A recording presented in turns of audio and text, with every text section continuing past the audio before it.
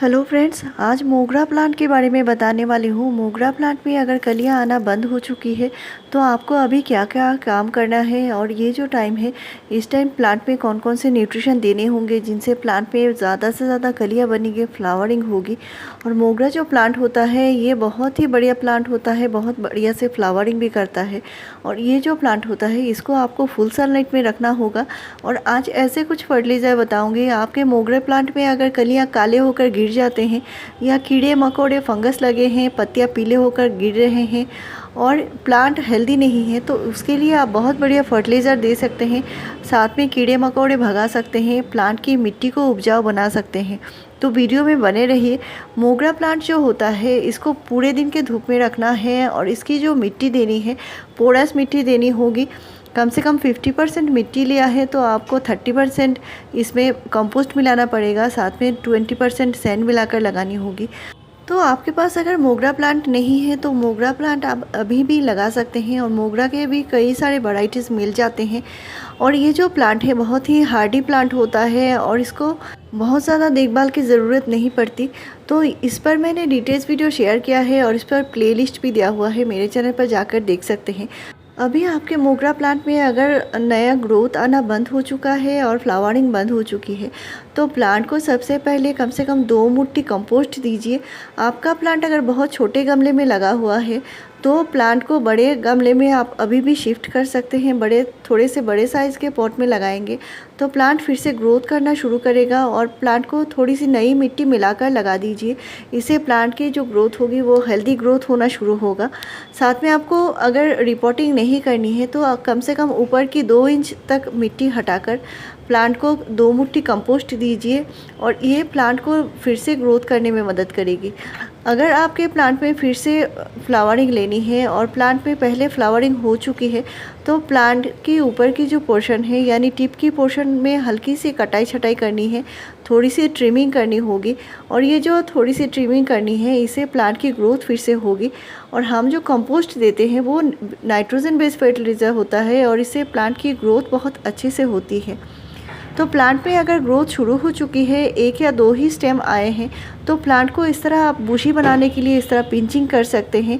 और ये जो पिंचिंग का तरीका है सिर्फ प्लांट की ऊपर की पोर्शन की 1 या 2 ही पत्ती को हटाना है और इससे प्लांट बहुत ज़्यादा घना होगा, बुशी होगा।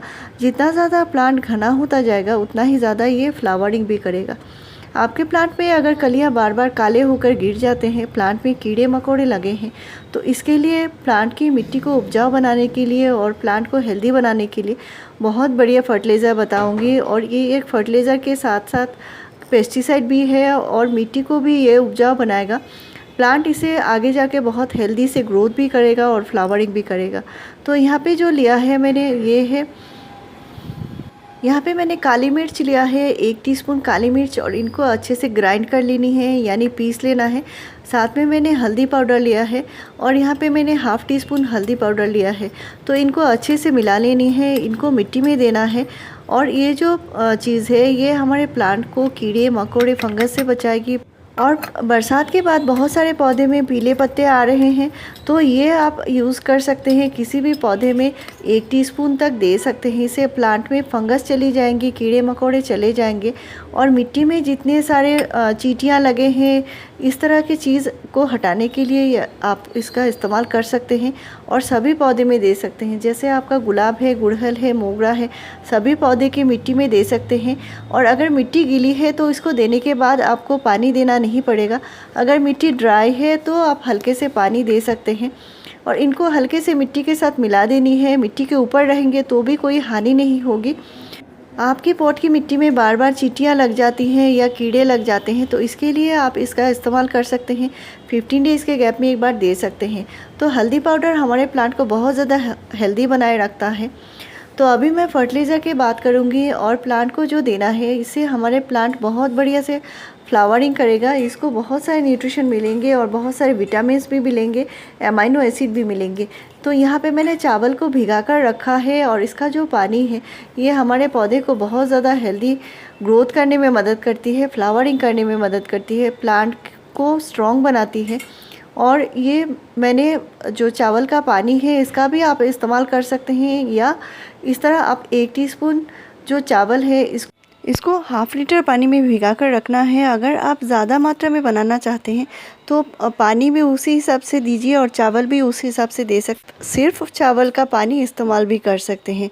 तो इस चावल के पानी में अनगिनत पोषक तत्व होते हैं और ऐसे बहुत सारे जो मेडिसिनल वैल्यू होती हैं वो हमारे पौधे के लिए बहुत ज़्यादा अच्छी होती है। हमारे सेहत के लिए भी ये चावल का पानी बहुत ही फ़ायदेमंद होता है। साथ में मैंने 2 केले के छिलके को भिगा कर रखा है। तो 1 टीस्पून जो चावल है उसको भिगा कर रखा है। साथ में मैंने 2 केले के छिलके हैं, इनको मैंने 1 दिन के लिए भिगा कर रखा है, यानी 24 घंटे के लिए भिगा कर रखा है। और इनको निकाल लेनी है, अच्छे से छान के निकालना है। तो ये मैंने भिगा कर रखा है और इसको हम अपने सारे ही फ्लावरिंग फ्रूटिंग सभी प्लांट में दे पाएंगे। किसी भी प्लांट में आप ग्रोथ के लिए ये फर्टिलाइज़र दे सकते हैं। साथ में प्लांट में गुच्छों में कलियां बने तो इसके लिए ये फर्टिलाइज़र ज़रूर दीजिए। इसमें भरपूर मात्रा में न्यूट्रिशन है। तो इनको मैंने छान के अच्छे से निकाल लिया है और इसका जो पानी है इसको, यानी 1 लीटर अगर फर्टिलाइज़र है तो कम से कम आपको 2 लीटर नॉर्मल पानी मिलाकर ही पौधे में देना है। तो इनको देने का टाइम आप सुबह या शाम किसी भी टाइम दे सकते हैं, दिन में भी दे सकते हैं। इससे प्लांट में कोई हानि नहीं होगी। और चावल के पानी में इतना सारा न्यूट्रिशन होता है। साथ में है केले का छिलका। केले के छिलके में भी भरपूर मात्रा में पोटेशियम होता है, फास्फोरस होता है और भी कई सारे न्यूट्रिशन होता है जो पौधे को हेल्दी ग्रोथ करने में और फ्लावरिंग करने में मदद करती है। तो ये जो फर्टिलाइज़र आपको देना है 15 डेज़ के गैप में एक बार दे सकते हैं। साथ में आपको दूसरे फर्टिलाइज़र 7 दिन के गैप में देते जाइए। जो लिक्विड ऑर्गेनिक फर्टिलाइज़र मैं हमेशा से वीडियो शेयर करती हूँ उनसे भी आप बहुत बढ़िया प्लांट में फ्लावरिंग ले सकते हैं। और इनको बदल बदल के देते जाइए प्लांट को, ताकि पूरा न्यूट्रिशन मिले और बहुत जल्दी प्लांट में कलियाँ भी बनेंगी।